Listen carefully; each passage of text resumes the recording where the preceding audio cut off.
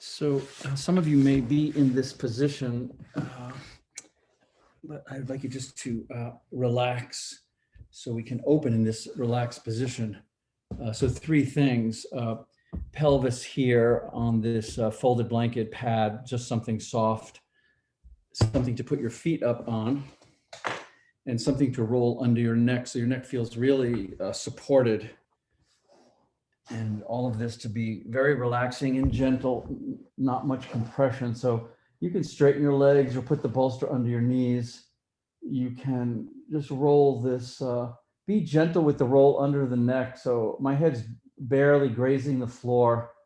So we don't want to exaggerate the upper spine in any position, either chin way up or chin way down. So just find a place where it's, the hips feel supported with the elevated legs, the pelvis and low spine feel supported with some padding, and the upper spine feels supported with a roll under the neck.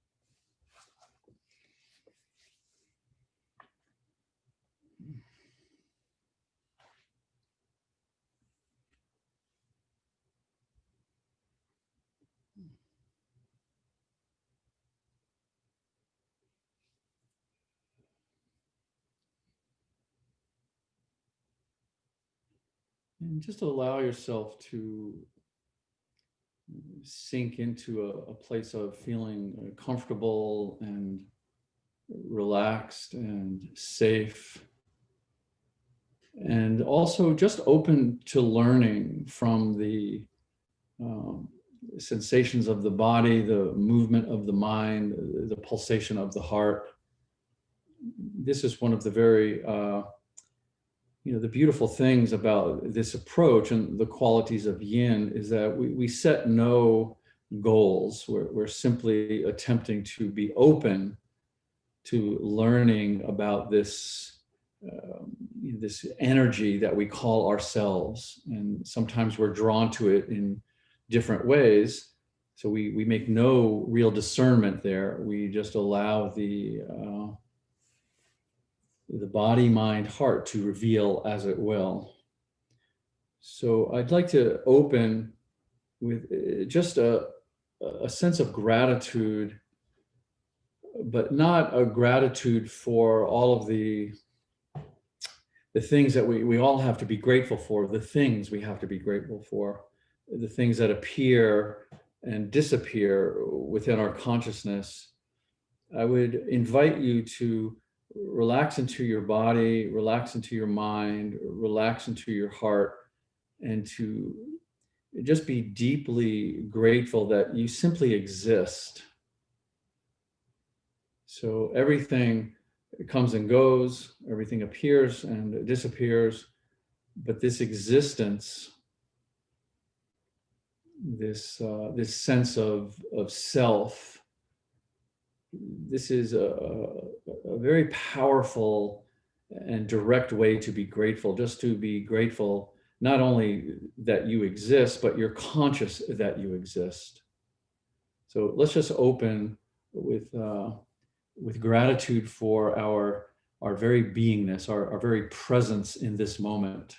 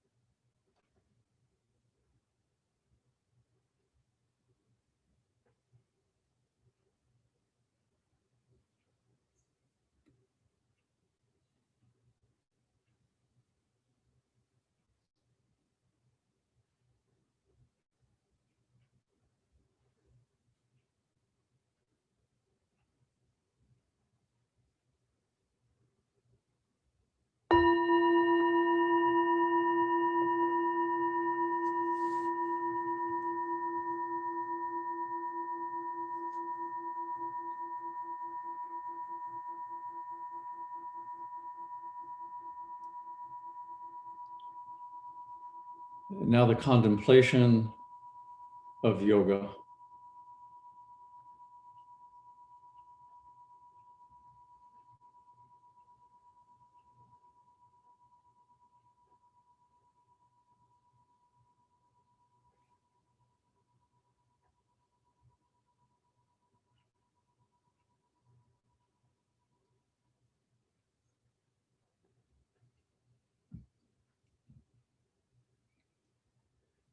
So just a couple of things I'd like to share with you. I said in class on Sunday something to the effect that language or words, these dialogues that we appear to have, are very much like dancing on the surface. So this is something to explore, especially since we get continually and habitually drawn into language. Yes, as a human species, we're rather obsessed with it. So nothing wrong with it, nothing. I enjoy very much dancing on the surface, but to be aware that if you find that your mind is grasping or being drawn into something that I'm saying, or something that you read, or something that you remember, just remember that that is going to keep you just dancing on the surface. The invitation of yoga is to very naturally sink below the surface. So we're not interested in what we know.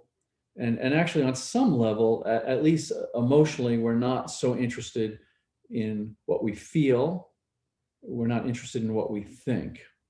We're interested in allowing ourselves the possibility to relax into this open-ended consciousness, where we are conscious irrespective of what we're conscious of.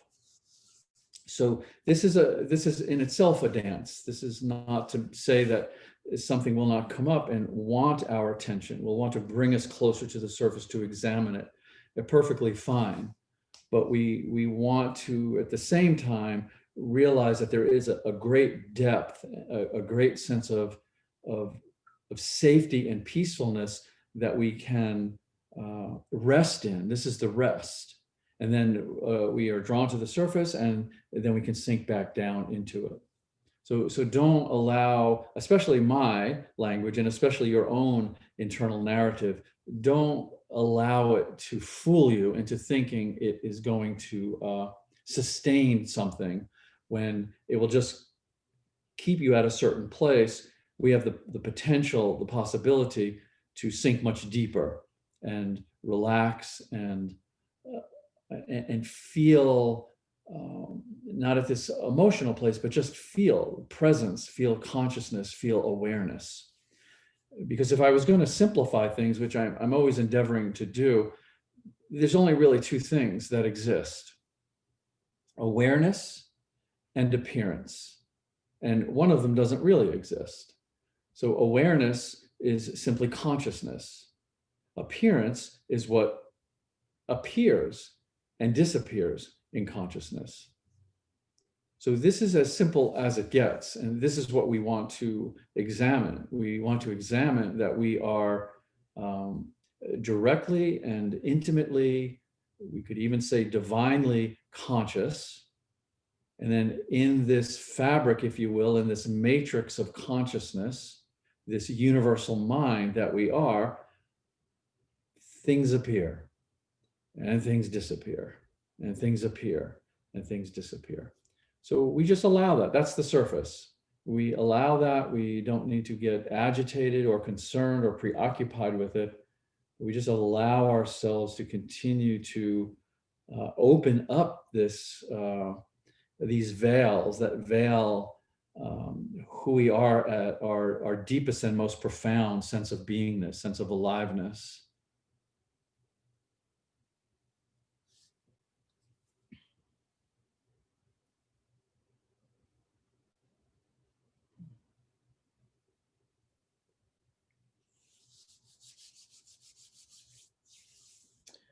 Okay, so you can take your feet off the bolster or pillows that you have, elevating the hips, and maybe put the feet flat on the floor and just kind of sway your hips a bit. Will come off of this lovely restorative position, and you can just roll over onto your side, and let's come, as you roll over to your side, you can push yourself up and come onto your belly.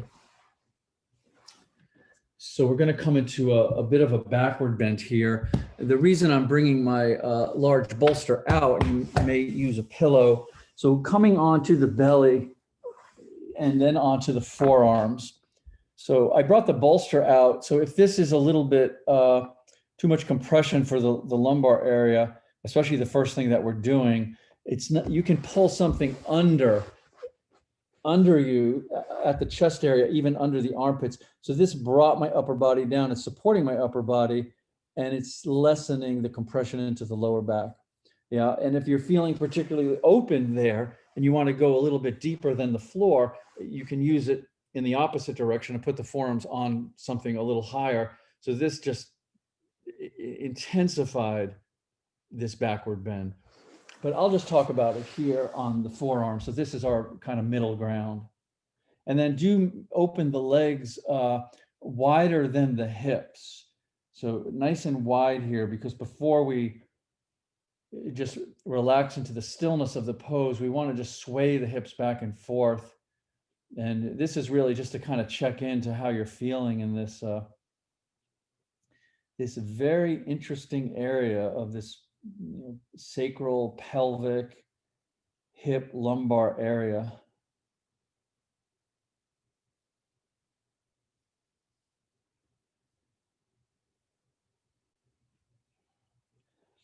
And then also, especially just getting started, and there is a bit of muscular holding in the neck and the shoulders. If you'd like to just relax the head down a bit and exhale, and then inhale and bring the head back up.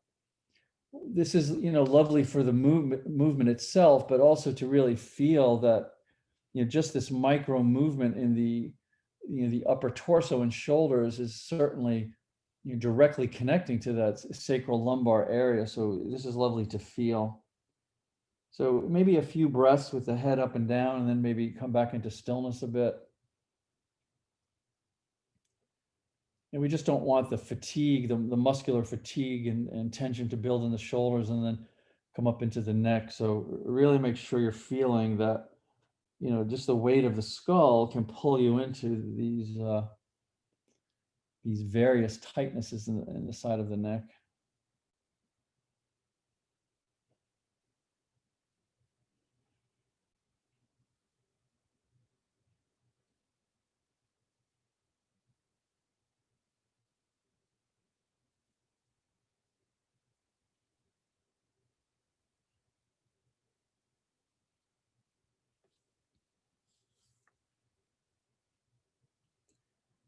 Good. So what we're going to do now is we're going to attempt to just pull yourself back. Keep the legs open. Yeah. So keep the legs.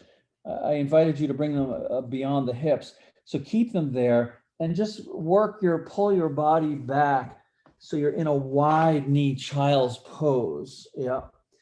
And if this is too much, for the hips, and this is just not going to work for you, you can stay flat on your belly and do the same thing that we're going to do in this wide knee position.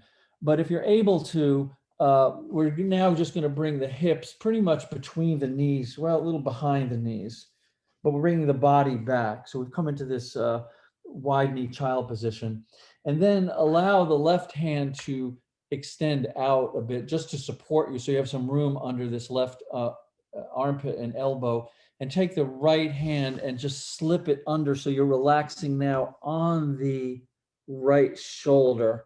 Let the head relax down, and we'll just stay here for a bit in this interesting twist. And then you can leave the left hand forward on the floor, or if you'd like to scoop it around the lower back and hold on in the inner upper right thigh, you could do that as well, or not. It's up to you. We won't be here for a really long time. May seem like a really long time. Oh, and speaking of time, I did want to tell you something about time, but I think I'll wait till you're not such a position here.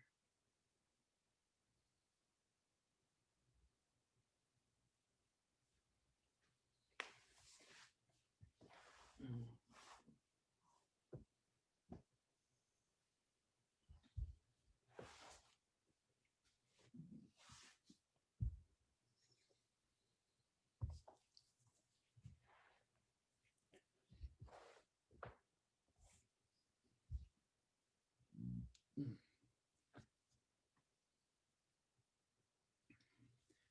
So when I mention stillness, I want to be a little bit more clear about what that actually is in this approach to our body. It's not that we're you're trying to just hold still for some, yogic discipline. The stillness of the shape of the body is to be able to discern that there is still movement happening. So it's a very passive movement, a very passive motion, but this compression that you're feeling, so where you feel awkward and a bit stiff and uncomfortable, this is where the structure of the pose is actually compressing in to these rather tight areas. This is movement, and movement is life. We need movement to be alive. This particular movement is a very deep, compressive, stressing into these tissues of the body, these cells of the body, these fascial structures of the body, to compress them, to bring movement to them, and then be able to open them, stimulating just production of fluids, of synovial fluids, and recalibrating alignment. So we don't need to think that we're stuck and we just have to hold still. You need a little bit of, to sort of encourage that movement, really listen to your body, really explore this, stillness movement from a felt place. Don't turn it into something as like a technique.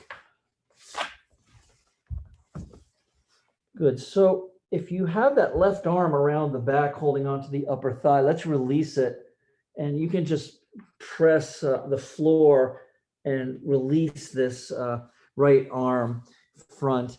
And what I like to do in between here, just for my hips, so I'm always trying to be kind to my hips, is just walk the knees back together here. So we'll come into just a child's pose and then relax forward. So we'll enjoy the forward bend here a little bit more.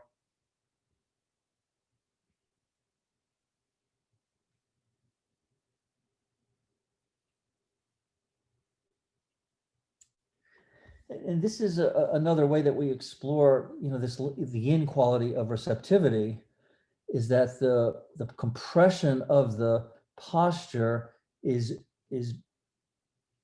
pulling in, is the body itself, all of these tissues and structures are receiving this movement as compression. So we want to be very receptive to that this is what's happening, and it's just incredibly therapeutic. It's very life affirming.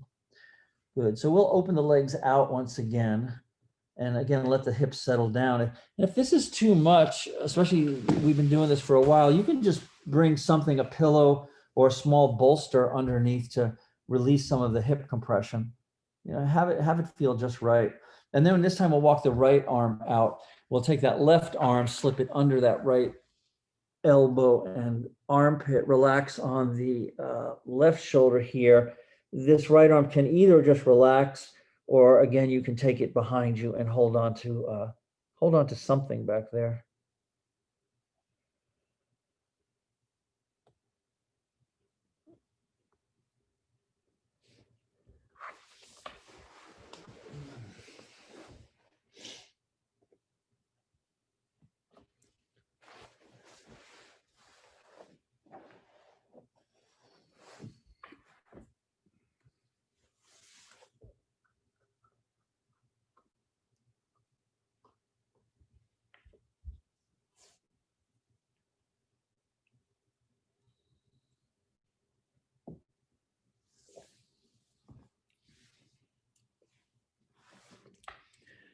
And another thing that this dehydration of our, just let's say of our body, what it tends to do over time is it tends to limit our range of motion. And as much as possible, we want to maintain our range of motion, especially as we age, because the lack of range of motion is a direct manifestation of the body internally tightening. So we don't want the shoulders to hunch forward. We don't want the knees to get so incredibly stiff that we can't bend them. And at some level, yes, yoga has the capacity to extend our range of motion, but for the most part, we all have a range of motion that fits our unique skeleton, our unique system. So this compressing in, this stimulating the production of fluids, not only healthy for cells and tissues and organs and processes, but also helps us to explore, to know where our range of motion is for us personally and maintain that. So it's something you want to, bring your sensibility to of, where am I lacking range of motion? Where does my body start to resist and feel stiff and not comfortable? And how can I bring more alignment to that, more openness to that, more fluidity to that?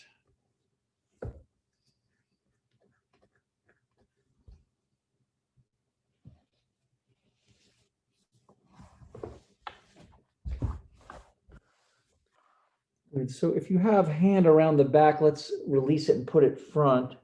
And then you can support yourself. We'll slip that arm that's on the floor out. And then once you bring the chest back down to the floor, let's just relax forward now. We'll release the knees, come back onto the belly and onto the forearms. So we'll have the elbows underneath the shoulders. We'll keep the legs open a little bit wider than the hips. And then just right back where we started from here.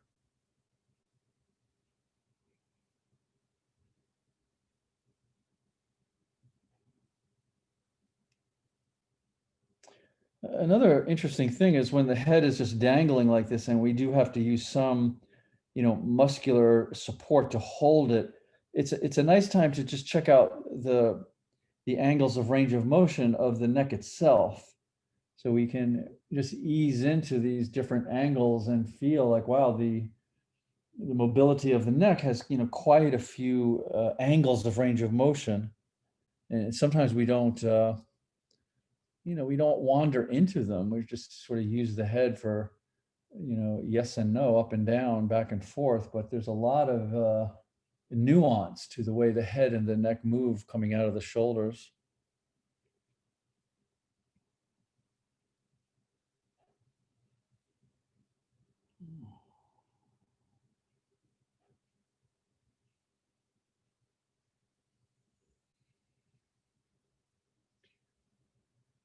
Lovely. So you can just relax down on your belly now if you would like. And if you'd like to rest here, if this feels good, you can do that. But if you'd like to roll over on your back and take your rest there, I just like to take a little rest here since we went into the shoulders, we went into the lower back.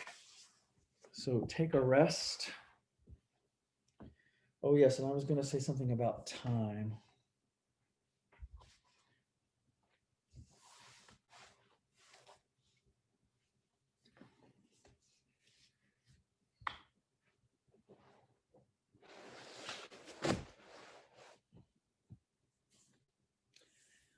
So I don't often talk about time because honestly, I don't really know that much about it. It's tricky. It's tricky talking about something that fundamentally doesn't exist. But I've been lately doing this experiment. And the experiment goes as such. I've been wasting time. So I'll just take a period and I'll just waste time. And then I'll end that and I'll be like, wow, I just wasted all this time, but I have all this time left. I still have just as much time as I've always had. Then I'll have a period of activity where I'm not wasting time, I'm getting things done. And then I'll stop and I'll see, oh, I still have just as much time.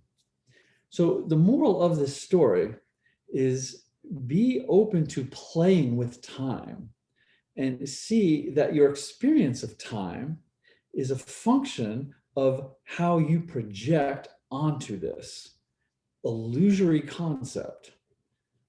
So it's very, very interesting to play with. I read this book several years ago by this independent physicist, Julian Barber. He wrote a book called The End of Time. And the premise of the book was the primary reason why quantum physicists have not been able to find the unified field is because time is always invading their equations. Take time out of the equation and the unified field just appears. And so this is similar to what the yogi does. The yogi relaxes into a state of open-endedness, you might say. It opens into a state of the experience that the present moment and eternity are essentially the same thing. And so then the quest, the search, collapses into that, because the present moment is unfolding for eternity. Eternity is continually collapsing into the present moment.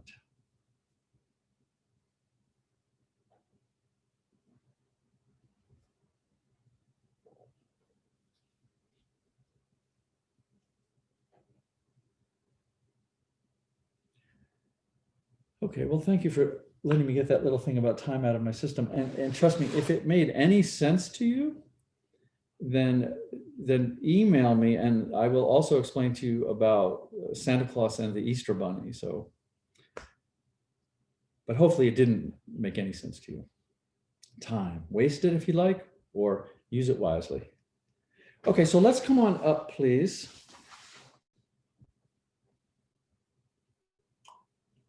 And let's get a hold of something to lean on. A bolster will work. A couple of pillows will work. And let's take the left leg and extend it out, and just keep it forward and relaxed. And take the right leg. I'm just going to angle here so I can show you the angle of this half frog. If you know the half frog, you can start to enter it. So we'll take the right leg and just scoop it around back so it opens this right hip a bit. Yeah, don't force it open. We're not trying to do a split. We just want to tug on this right hip a bit. And if your hips are torquing, which most of us are, you're going to start to lean to the left. So this is why I invited you to have some pillows, blankets, bolster, and you can lean on whatever you've built up here on the left side and start to come forward. Yeah.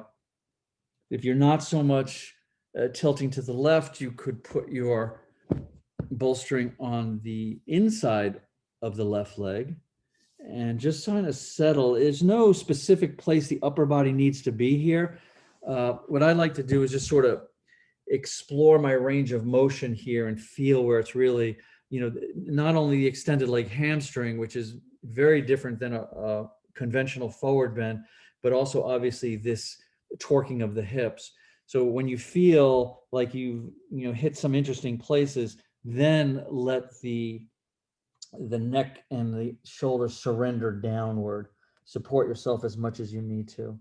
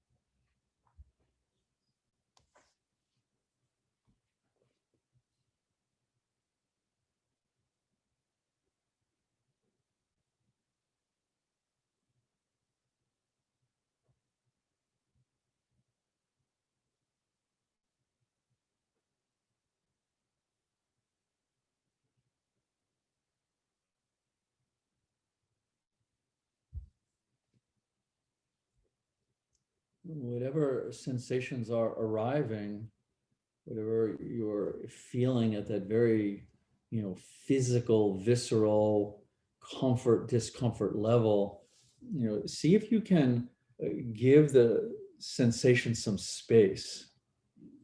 No need to crowd them, no need to zero in on them and start to, push them or pull them or even think about them too much, but allow the sensation some space to um, just to open, just to relax. So again, we're never trying to force anything. We're not trying to even manipulate or disturb these physical sensations. We want to give them space. Because once we can relax in relation to uh, the physicality at the level of sensation, the level of physical sensation, then we can start to explore it. If we haven't jumped to labeling it and defining it, we can really allow ourselves to, again, relax beneath the surface of the labels and the definitions and see what's really there. You will be amazed at what is really there.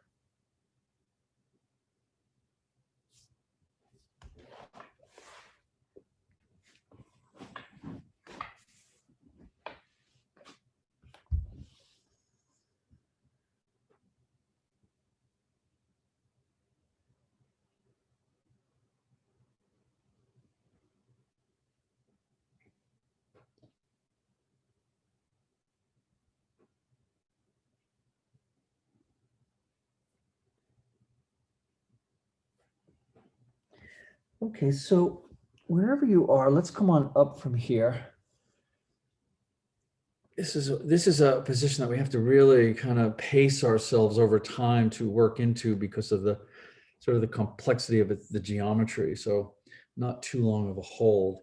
And then let's take that back leg, the right leg, and just bring it around front. And let's bend both knees and bring the soles of the feet together. So the soles of the feet together, the hips relax. If there's some difficulty here, just bring anything, support blocks or blankets, bolsters under that, either one or both of them. And then very gently, try not to bring the heels too far in. So better to be out of it so everything can relax in the lower body. And then rounding the back is very, very important in these yin forward bends.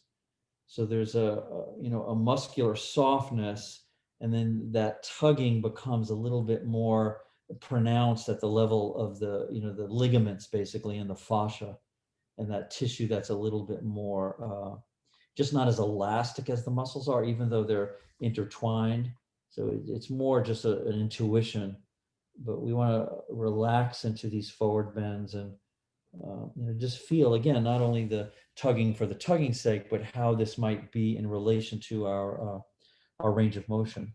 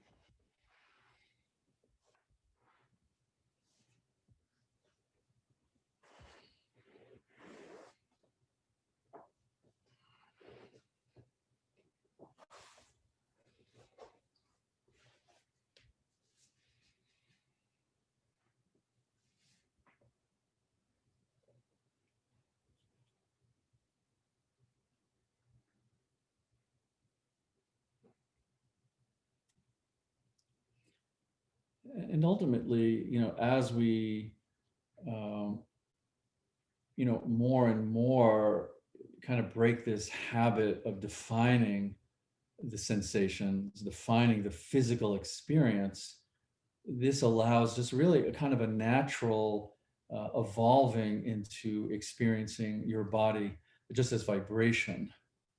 And this can be very lovely because it turns into this, undefinable exploration at the level of the way your body is pulsating, the way it's vibrating, the way it really is. So this is what I mean by allowing the sensations to have some space, because whatever you're feeling, this physical texture is contracting and is expanding.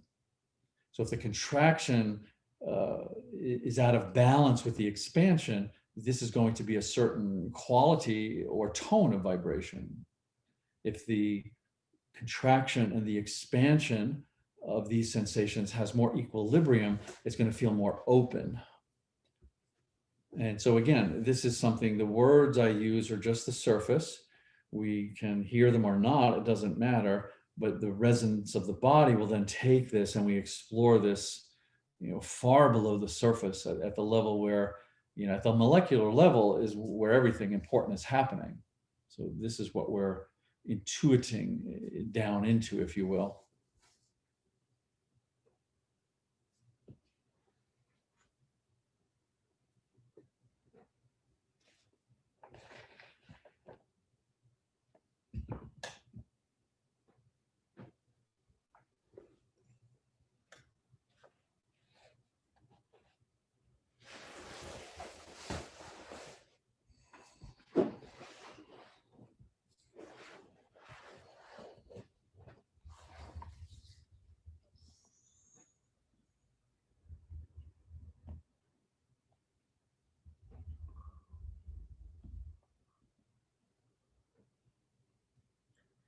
So let's gently roll up from here.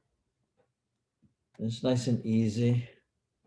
Nice and easy. So we really feel like we're feeling something specific with the spine that is unfolding. So it's really nice to get more subtle with the articulation of your spine. And then let us extend the right leg out. And again, I'm just going to angle a bit. So the right leg is out, the left leg then comes back and open. And again, the more you push it back and open the knee, the more of a exaggerated external rotation on this left hip. So don't force it, just feel it. And then if you're listing over to the right, put your support there to relax on it. If you don't need it there, you can put it on the inside or anywhere you're going to, feel that the torso weight, the upper body is eventually going to land. So I like to take several sweeps here. Sometimes it's more like, wow, hamstring or hips or lower back. So sometimes we just don't know, and we're just going to let the body be where it is.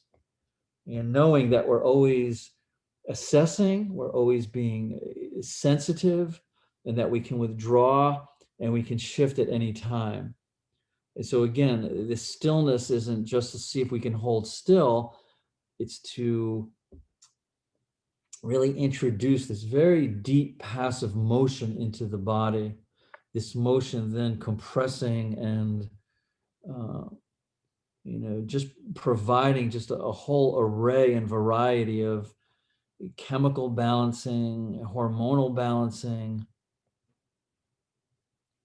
again, production of all of various fluids, particularly synovial fluids.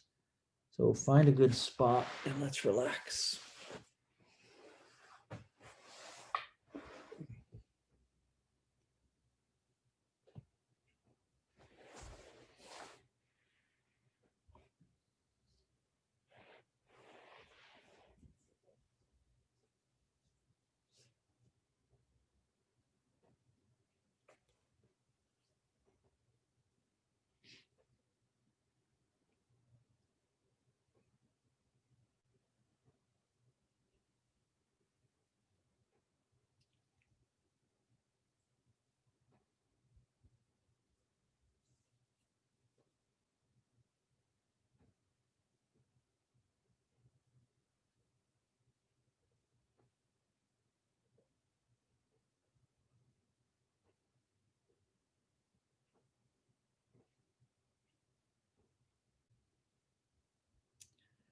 And of course, just so there's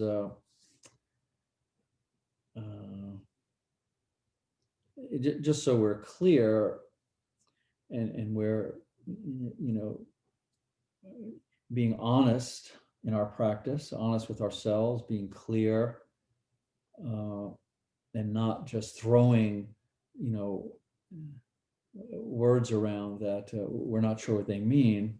So when I say that the language is dancing on the surface and then we can sink into a deeper place, this is just simply a sensory illusion that there is no surface, there is no depth, there is no internal, there is no external. So as we rest the body, as we sink into states of deep relaxation, this is just self-evident. This is the rest from the mental scaffolding and the cherished belief systems of what we think is happening. When we actually sink into this presence of the body, it has a certain vagueness to it. And when we finally get a rest from the chattering of the mind and the mind having to dominate and direct everything, we see, how much of what we think we believe, what we think we experience, is based on previous knowledge, is based on belief systems and long-held concepts.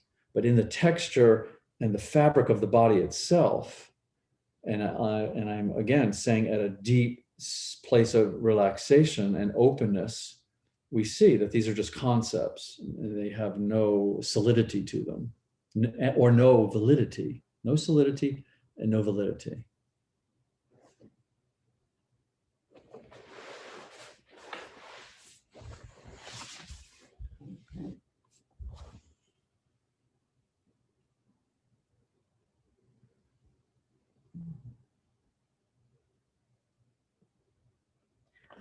Okay, so let's come on up from here. And again, we will take that back leg and bring it around front, if it will do that.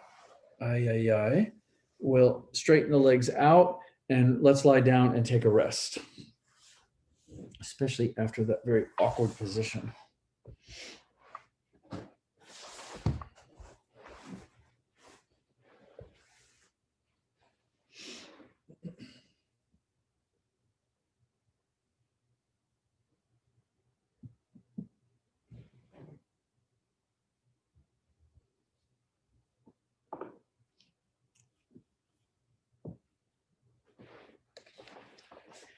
And certainly, just following up on that a bit, this is why the foundation of the yoga is our relationship with discomfort.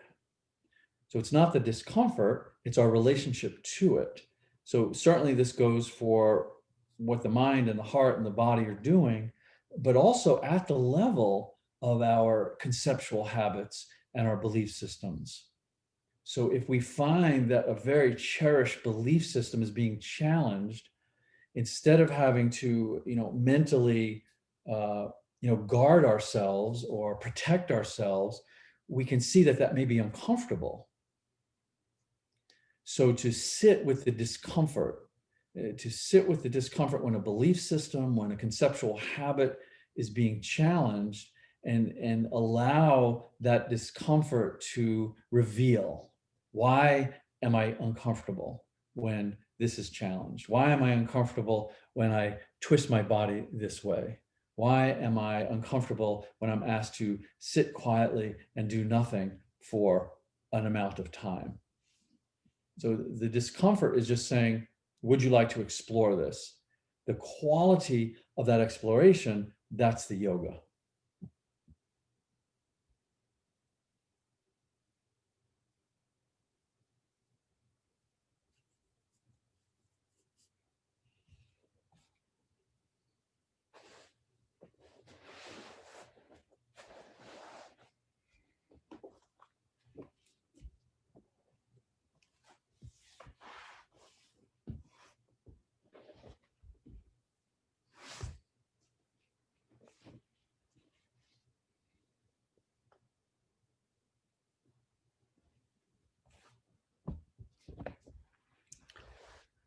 Okay, so let's come on up, if you will. And I haven't done this one in a while, but this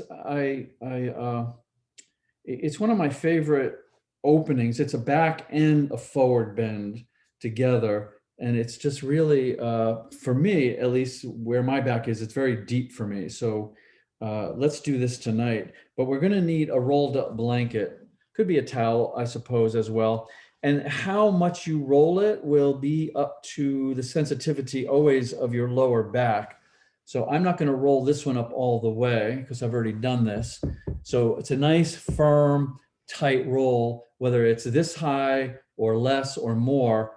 We're going to put it in one side only of the lumbar spine. Yeah. So two things to consider here. I just want to show you both of them. So the first thing is to make sure we'll sit in front of this roll, and we're only going to put it initially on the left side of the lumbar spine. And it's soft, so it can touch the spine, but we don't want it to go to the right of the spine. So that's the first thing. And then what we'll do is we will then just lower ourselves over it, always keeping the feet on the floor. And you don't have to be too precise with it. Like I said, as long as it's not crossed over the spine, can be touching it a little bit. Yeah. So feet on the floor. We'll bring the upper body down. We'll be like, yes, no, maybe. Roll more, roll less. That's up to you. And then we'll relax the legs out. But I'd like to show you. So if we have this under the left, there's three positions the legs can be in. Yeah. So from here, what we're going to do is we'll start with both legs out. This is one position, kind of neutral. If we did bring the right leg up, the weight of that leg is going to release the compression out of that left lumbar. Yes? If we bring the left leg up, and so the leg relaxes down, obviously it's going to intensify the compression into that. So this is where we'll head, but know that you can always come here and you can always come here and release it. So if you need to withdraw, please do that, because we're going to hold this for a bit. Yeah. So set this up, please. Relax that lumbar into this nice roll. And usually what happens is, the both buttocks are not on the floor evenly because you're tipping up this left side. Don't so much worry about that. But just if part of the buttocks can be touching the floor, that would be lovely. And then relax the legs out. We'll call that neutral. And let's just let the lower back, have a little time with this to make sure it's good.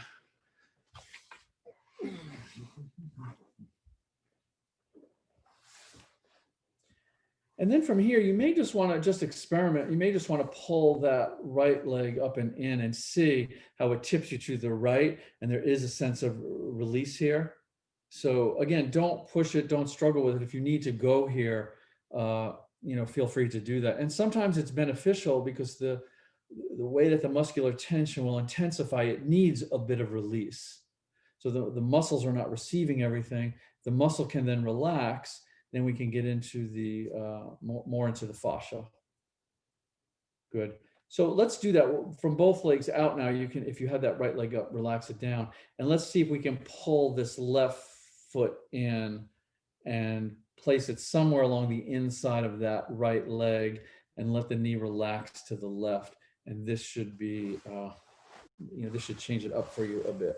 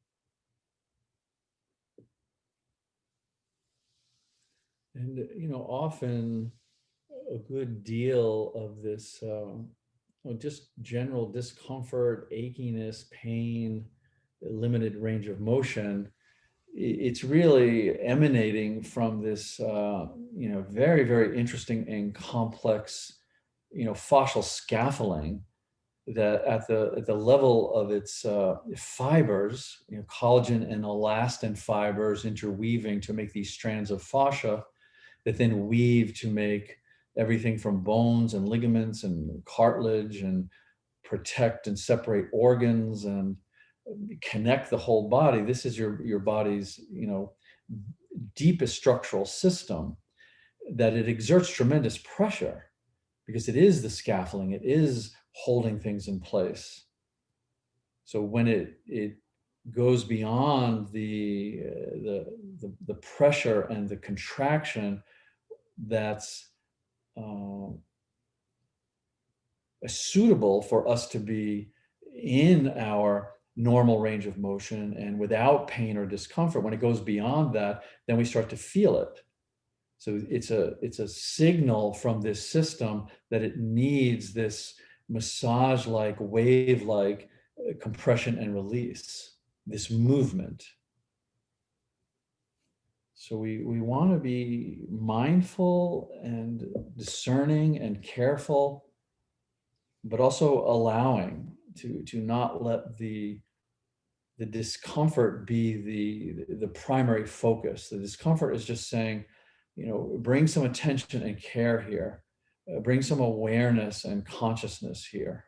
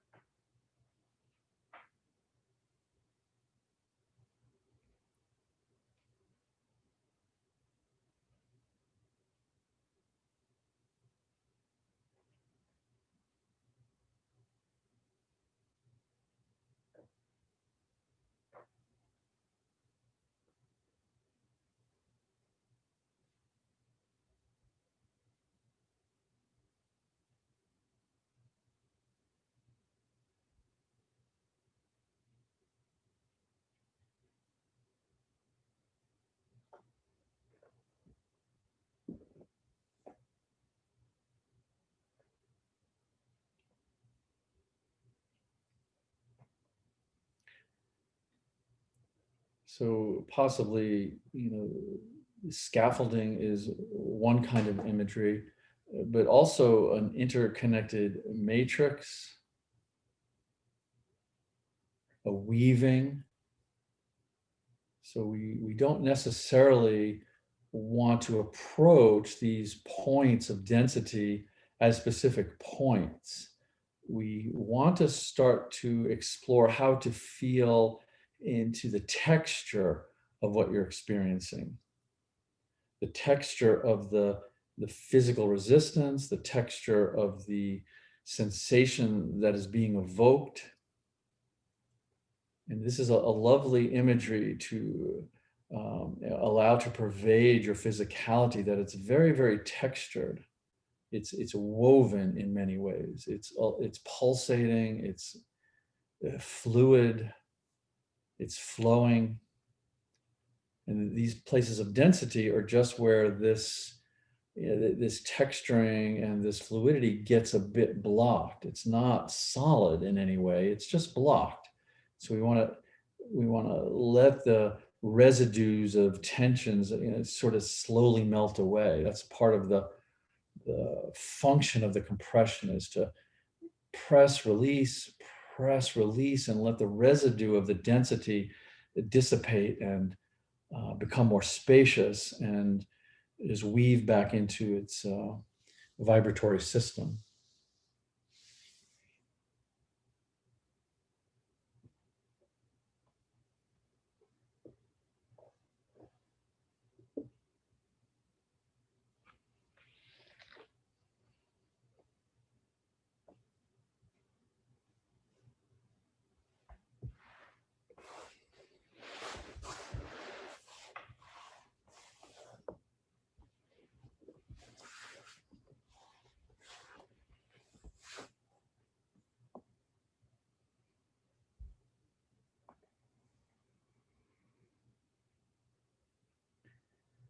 So let's just take a moment here, and I would just invite you to relax that left leg.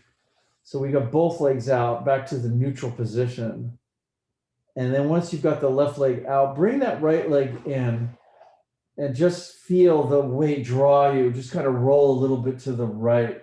So just let it release here and just feel that. And this is, viscerally what I'm speaking of, what it feels like to feel compressed, what it feels like to open and expand. This is just primary and fundamental to the whole structure and texture of your body. So now it's released a little bit, hopefully. It feels a little different, maybe open, not as much density. And let's go back to it just for a bit. So relax the right leg back out straight, bring that left leg back up, and now we're just sinking back into it. Not necessarily specific parts, but obviously we're targeting this area. But again, more letting the body be just a vibrational entity, and not overlapping anything else on that, but what you feel directly. You're just really starting to appreciate that you can connect with raw experience, and it doesn't have to have layers of, information and diagnosis and wishes even. And I wish it was doing this, I wish it wasn't doing that. It is what it is, and we want to allow ourselves to connect with that, the rawness of the experience, as much as possible, because this is giving us feedback.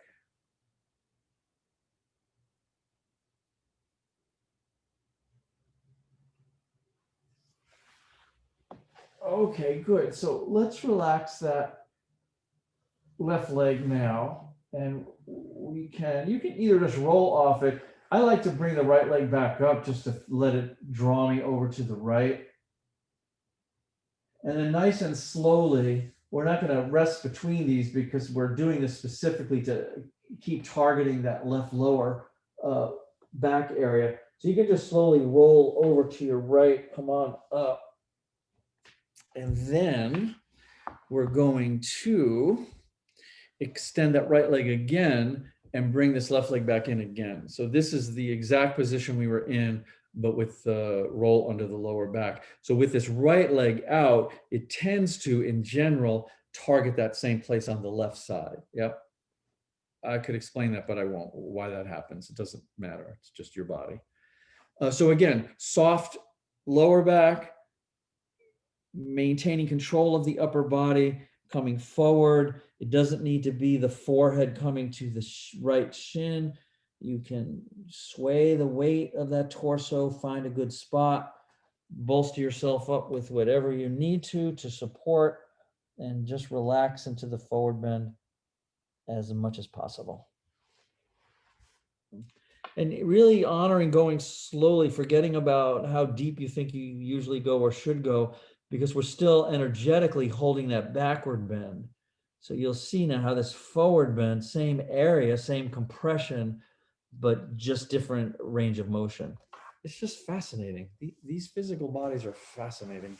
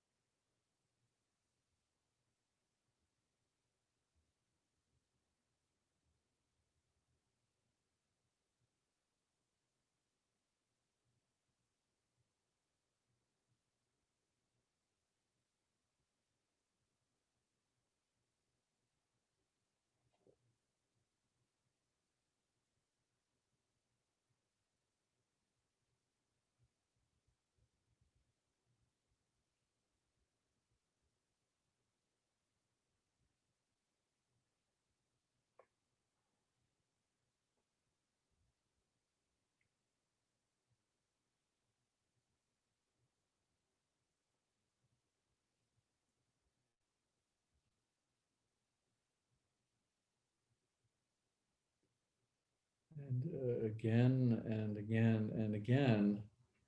No need to struggle with your experience. So there may be resistance of the actual, somatic, anatomical layer of your body. There may be resistance there. But if you start to struggle with the resistance, that in itself is a form of resistance. And so how do we remain comfortable and relaxed and calm when we're uncomfortable? And this is to not resist the resistance. So struggle just means you're beginning to resist something. No need to resist it, simply relax. And this can be anything from just a micro movement to the right or the left or up or down to a complete relieving yourself out of the pose and laying down and relaxing. Listen to what your body needs. And once the body starts to genuinely feel you're not struggling with it, this opens up another layer of sensation that you get to explore. So be mindful when you start to struggle. This is a signal to pay attention.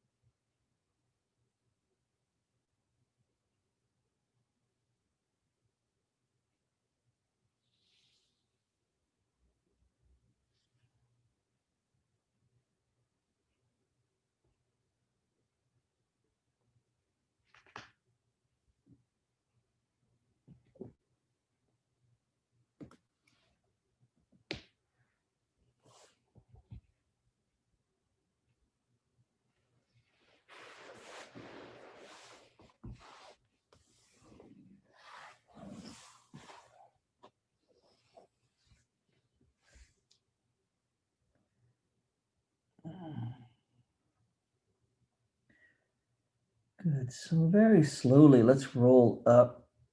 Just feel those, just the response of the release. And then let's relax this left leg out. And I think here, let's take a short rest. That was a lot, the back and the forward. So just lie down and let's relax before we do the other side, just to let things kind of swim around a bit.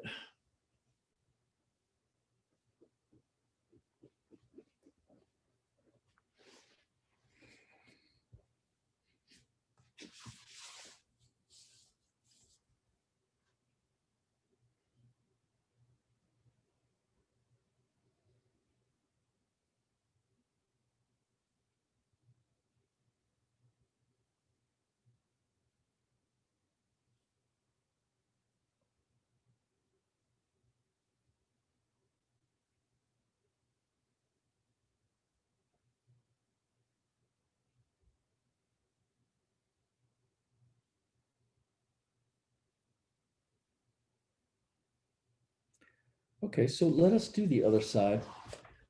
So this time we're going to extend the left leg out.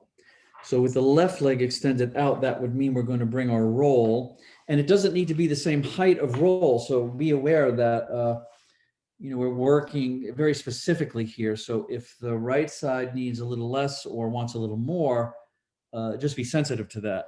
So we'll take the roll and we'll only put it on the right half of the lumbar area. And again, it can touch the spine a bit if it's nice and soft.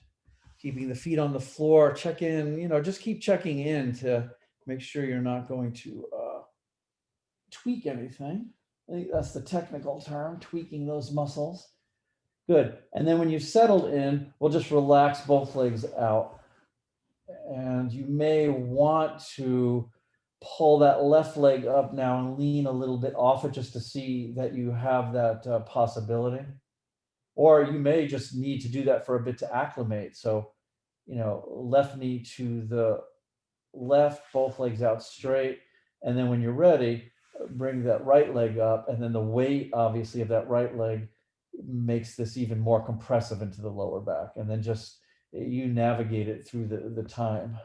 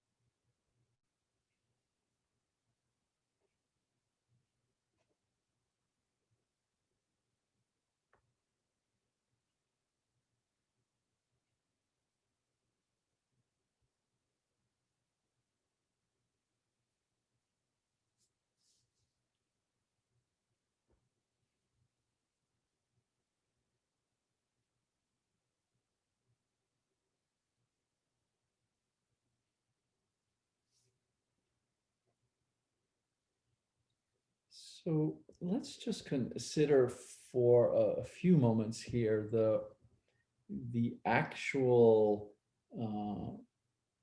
true function of a yoga asana. So we can believe that it's about the body, that we're opening this physical body. We can believe that we're exploring the relationship of how thoughts and the mind evoke feelings and emotions, and how feelings and emotions evoke thoughts and the mind. So this is all just container. This is all just framework. The actual function of sitting with ourselves in this way, and this is what asana means, to sit with, and not to sit with the body, to sit with oneself, is to really explore in a very specific way, where is this sense of I? Where is this me? So we say I many, many times a day. We refer to this I, me. We have all of a sense of me, but can we find it? Can we find this specific place that is me? So interesting. So to begin this, we don't want to let a sense of vagueness have any power over us. It's very interesting to like, oh, well, I'm here, I'm in my heart, or I'm uncomfortable, or all of these sort of vague concepts that we want to refer to. So is this sense of me, is it a physical experience? Can you find a point in the body that is me? Is it a thought or a series of thoughts? Is it in the head? So give yourself this freedom. Give yourself this freedom to see, what point of reference or references that you use to identify this sense of me, and then see if they're really there. And see if you can then, as you explore, see that what naturally happens when you try to get specific with this point of me is that very naturally we just continually find our way back to this ocean of vibration that the body truly is, that the mind truly is.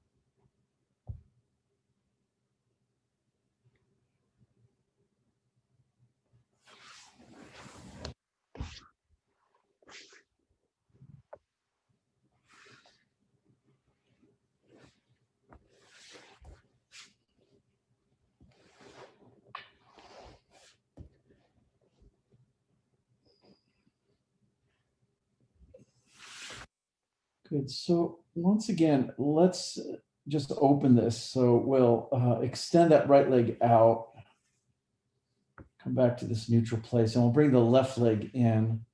And again, lean a little bit off that roll just to feel that.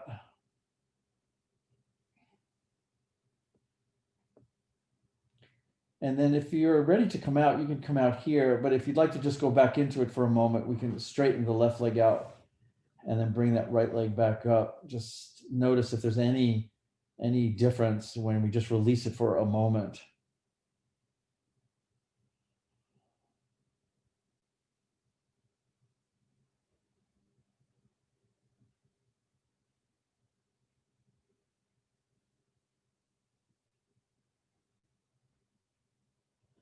Good.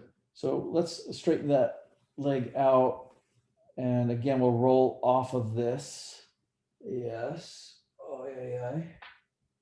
So nice and slow, because we're going to continue in that area without too much of a break. And this is intentional. And then we'll extend, no, we're extending the left leg out, right? Yeah, extending the left leg out, bringing the right leg in. So we're going back into that lower right lumbar. Yes. So right leg is extended out. Left leg is extended out. Right leg is somewhere along the inside of this, just the opposite of what we did before. And then relax the upper body. And again, so this is, we're holding this for a good amount of time. So please don't be in a rush. Let that backward bend unwind a bit, come to a place where you can, obviously there's a very interesting exploration that is available to you. So don't be in a rush to just, keep your habits evoked. So we just go to the same place, the same time, let the mind go to the same place, the same time. Yes, don't be in a rush.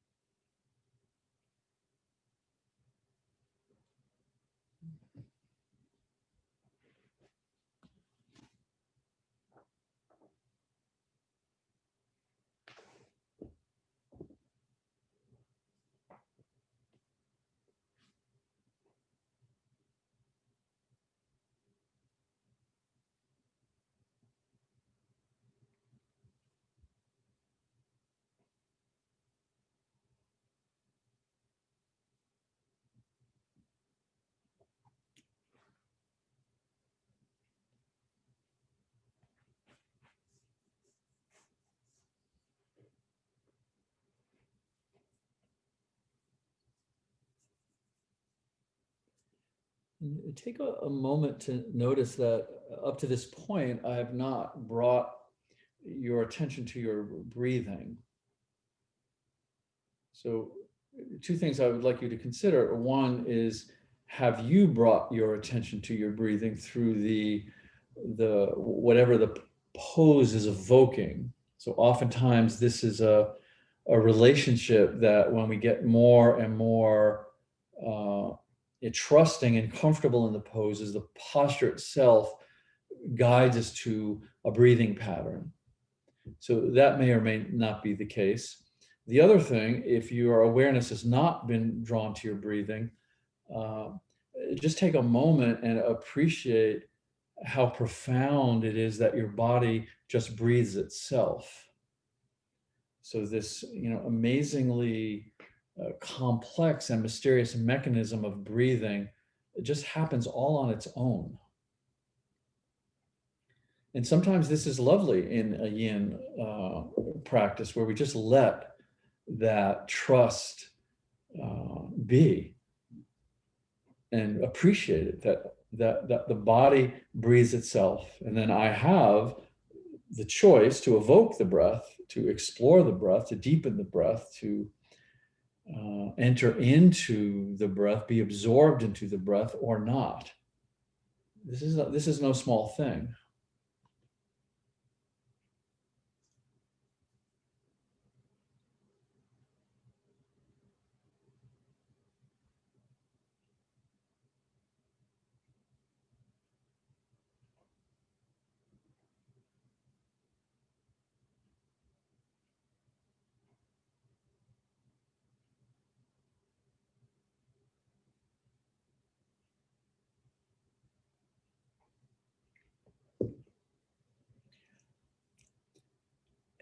And when I was mentioning, I think I said something like, don't allow vagueness to overpower you.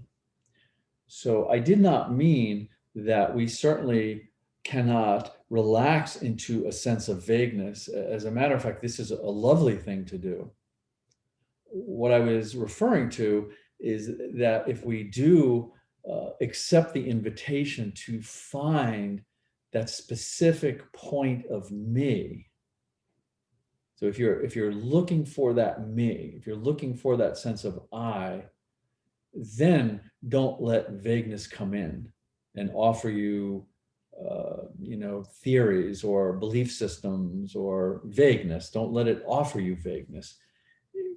See if you can indeed find this point of me. And if you can't, be very curious about it. If you can, go into it deeper, see if that is really you.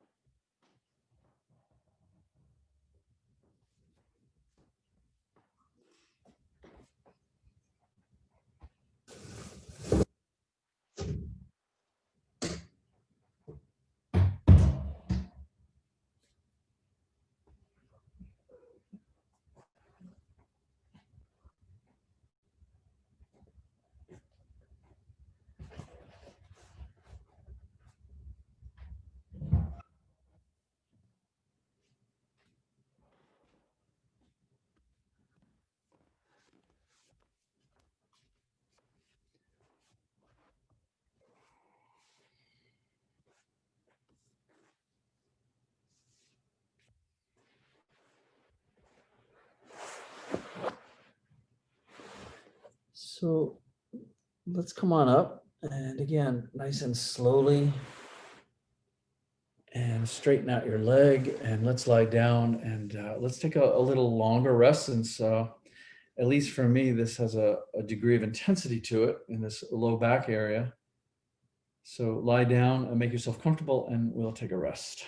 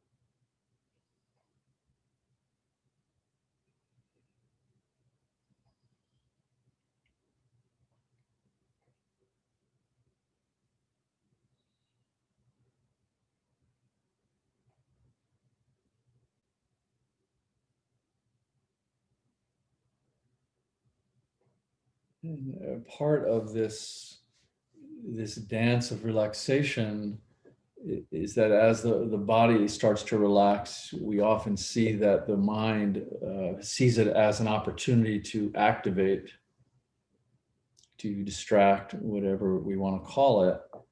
So one of the,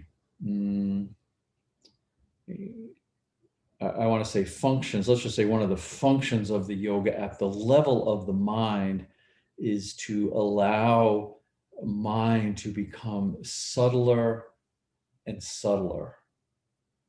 So subtle to the place where we start to see that what is appearing and all of these appearances that we get so concerned about, we think are so important, we need to figure out, they cause confusion and complexity. At this level of subtle mind, that we see that we are not what appears, because it's always changing. So when we're mixed up in it and we're too close, we can't really see that. We can't sense that. We can hold that as an intellectual concept, but at the level of experience, it's very challenging to experience it. Just being able to stay empty, to stay unidentified, and just let this subtlety of the mind rest.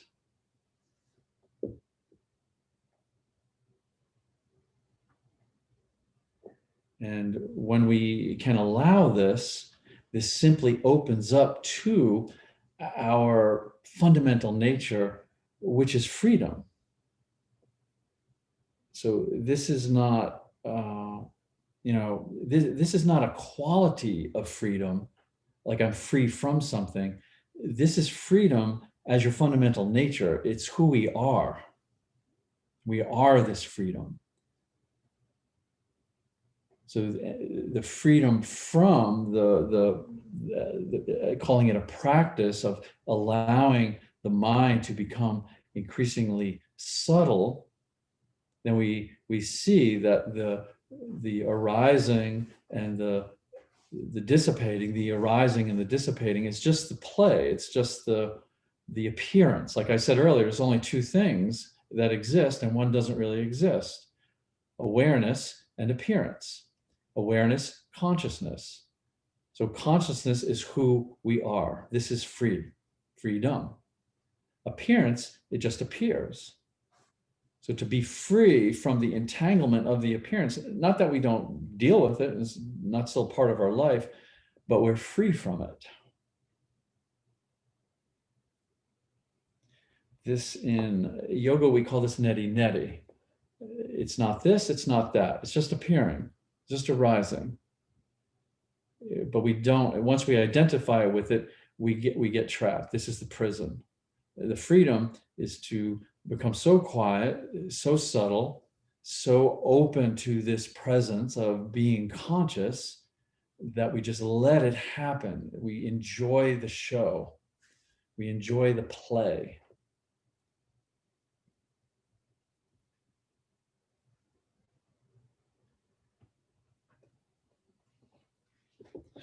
Or sometimes we don't enjoy the show and we don't enjoy the play, but we still see it for what it is. And we don't take it as seriously.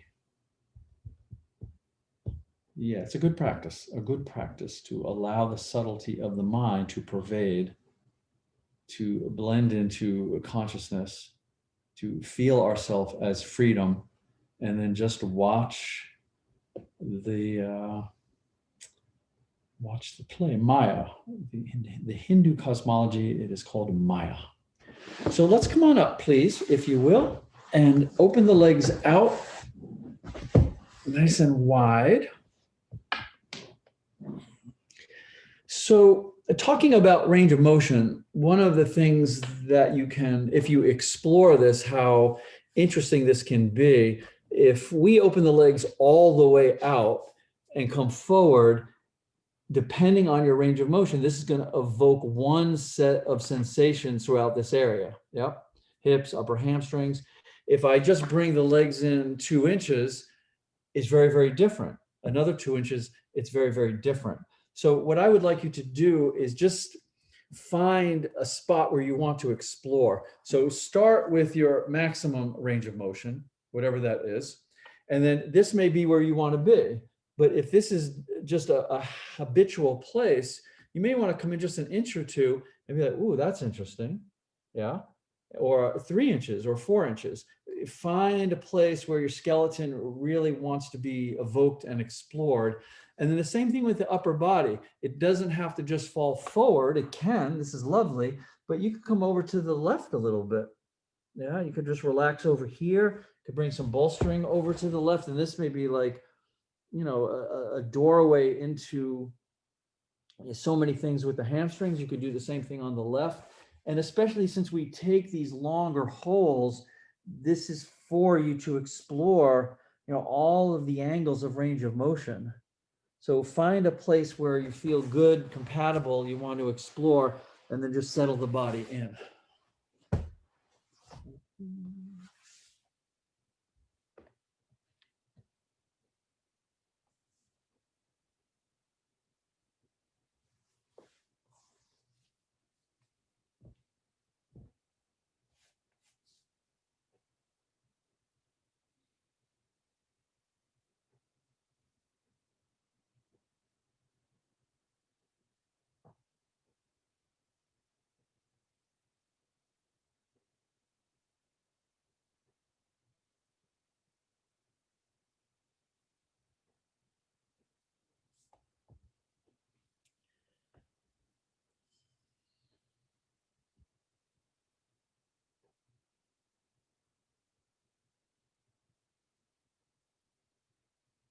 And you know, the really lovely thing about what I was just saying is just how incredibly simple it is, that this does not take a you know, complicated spiritual path or, you know, an esoteric education or years of practice.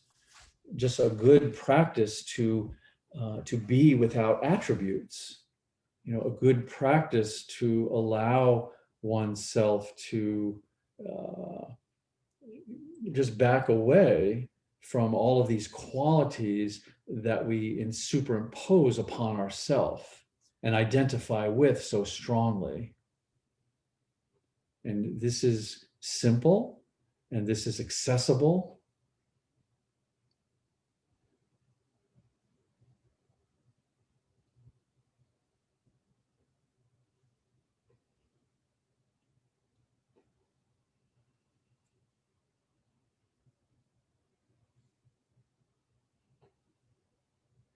But at the same time, it can be uncomfortable, because often the the personas that we have woven into the fabric of our supposed self, we identify with them so deeply and closely that to start to unravel that can feel like a certain kind of death, can feel like we are losing something, losing ourselves or a part of ourselves. But this is the difference between being in the prison of the mind and the ego, identifying with something that is false and limiting, and allowing ourselves to just awaken into this freedom of who we really are, which is freedom. This is something, I think it was Patabi Joyce that said, to die a little bit each day is yoga. So we take this lightly and we play with it. We allow the body to relax. We allow the mind to relax. We allow the heart to relax. We allow our cherished concepts and belief systems to relax.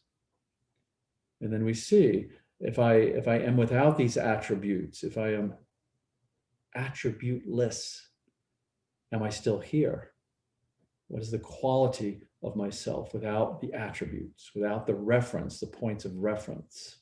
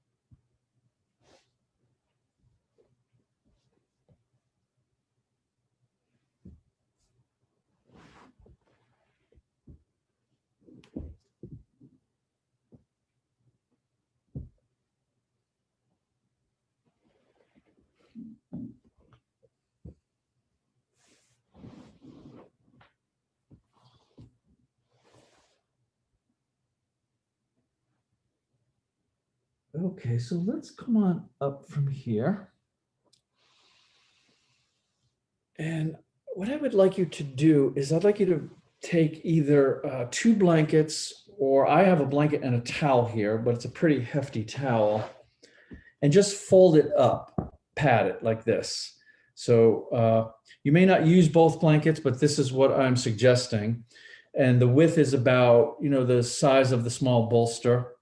I mean, if you have the small bolster, you could use the small bolster, maybe put it on top of one of the blankets. So if you like the small bolster, this will work fine with the small bolster.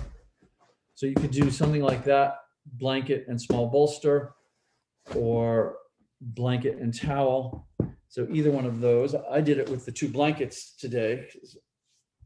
So what we're going to do here is we're going to place it pretty high up. And that's one of the reasons I like the blankets, is it has a little bit more softness, so we can get into the shoulder blades, whereas depending on the filling of your bolster. So if you'd like to do the 2 blankets, or the blanket and the towel, and then put your feet on the floor and support yourself on your hands and bring this up to the shoulder blades. So usually I'm doing these mid-spine things a little below the shoulder blades, but right on the shoulder blades, so my arms can go side to side, right over the bolster. So my shoulders are the only thing not on these blankets. Yeah, they're just draping over, and it's high up enough to be right on both of these scapula. Yeah, and then you can relax the legs out. If the head, this is too much for the neck, you can Put something under the head, obviously. And the arms are going to be like this, just side to side to start. So you just feel this, this slow seeping in of compression into this upper, kind of upper mid back, really. We go below the scapula, we're getting more in the center of the thoracic spine. Yeah, so just like this.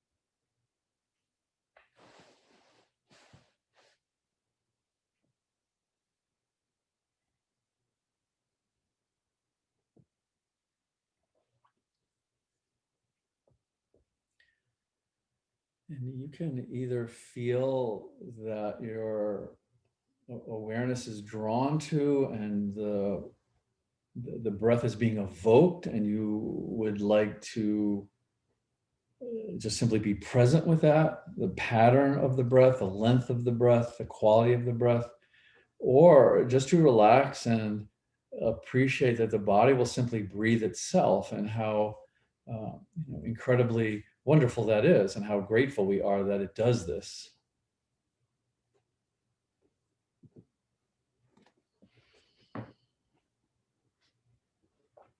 It would be terrible if we had to remember to breathe. It would be like remembering to drink enough water, but the body in its infinite wisdom just breathes itself.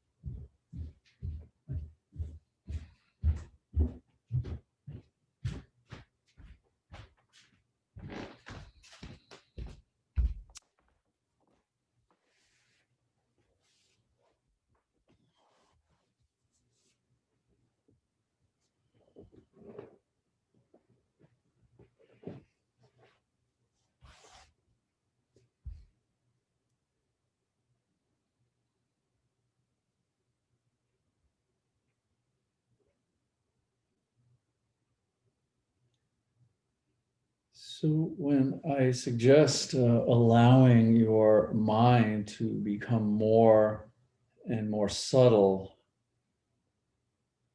I mean exactly that. I mean, just allow that. There's no mantra or complicated meditation, or there's no trick to this. There's no trying to do it. This is the essence of relaxing. This is the essence of authentic rest, is just to see that there's a subtlety to your mind. And then when these attributes appear, you get to see the juxtaposition between them. They're not very subtle. when a concern comes up, when these thoughts that are coming and going and coming and going, that have a certain imagery and solidity to them, that's not very subtle. So the more that you can allow your mind to just drift into subtlety, then we can see all of these things that are appearing, and we can see that they disappear. And this is the rest, and this is the doorway to freedom, because we see that we can be present, we can be who we truly are without these attributes.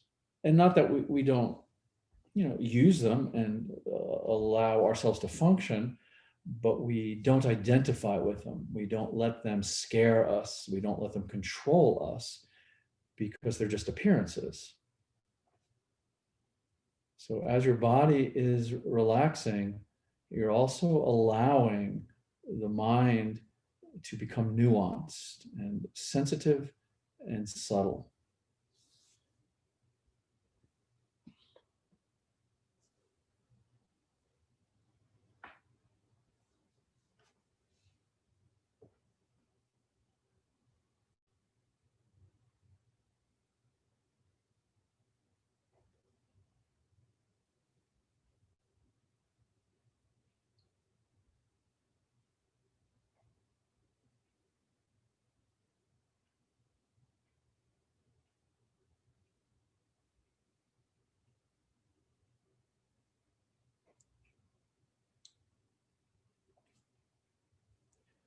It's almost as if you're cultivating an internal isolation tank to directly explore your inner environment.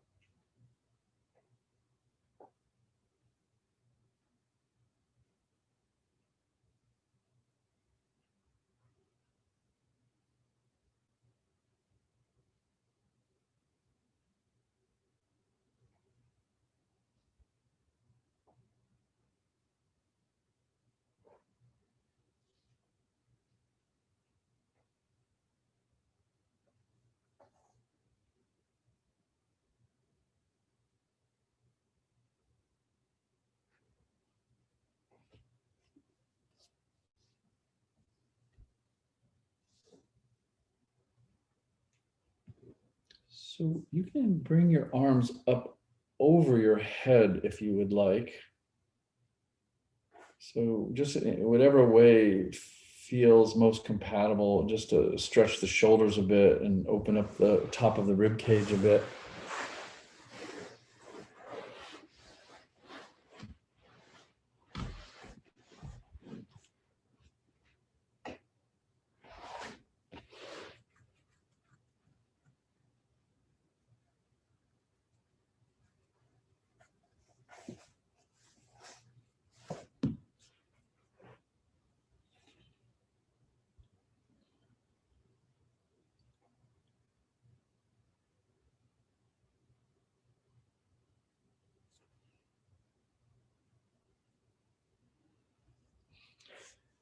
One of the things that the qualities of yin are really able to help us look at is the great power in the simplicity. All of these attributes, all of these aspects of ourself, all of these complicated points of reference that we use to hold our world in place, these can be quite complicated. Yes, it's like this web, this matrix. And it's this sense of false self that we construct, and then we have to protect it, and we have to improve it. And so it can have, at that level, our sense of ourself can have quite a complication. But the simplicity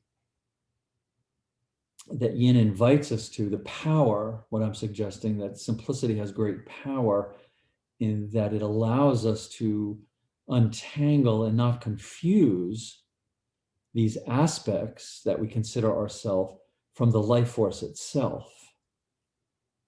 So whatever you appear as, the physical body, emotional body, the psychological body, this is all simply a mechanism for the life force itself to express itself.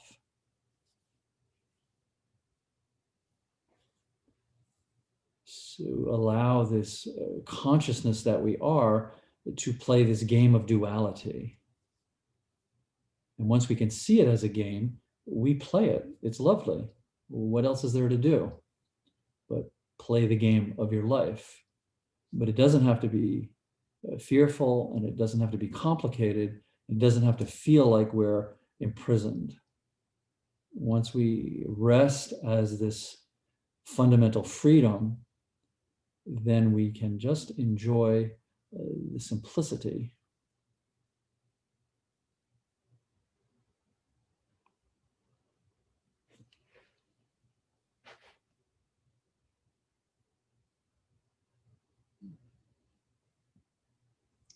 So if the arms are still over the head, you can bring them back to your side, and let's just breathe, even though you're already breathing, but just allow, especially the upper torso, just allow the lungs to really fill, and lungs and rib cage expand, diaphragm move, the spine articulate, and any other reverberations. So allow yourself a nice full, deep, slow inhale, and a nice, long, loose, open, mysterious exhale.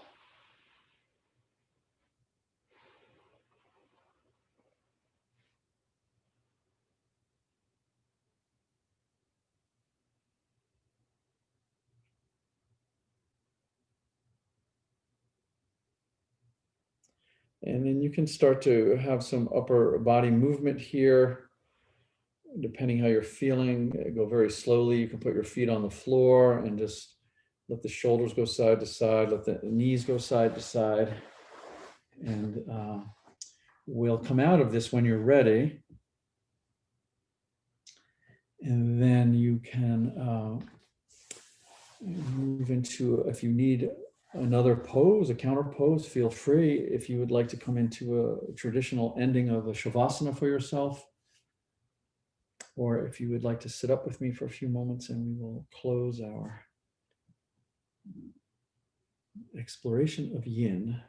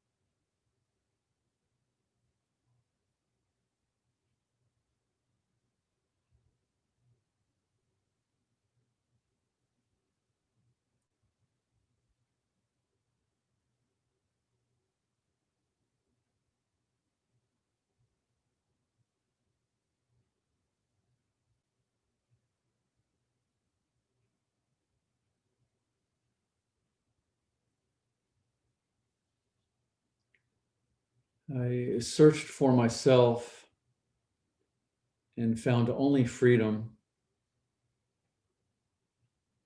I searched for freedom and found only myself.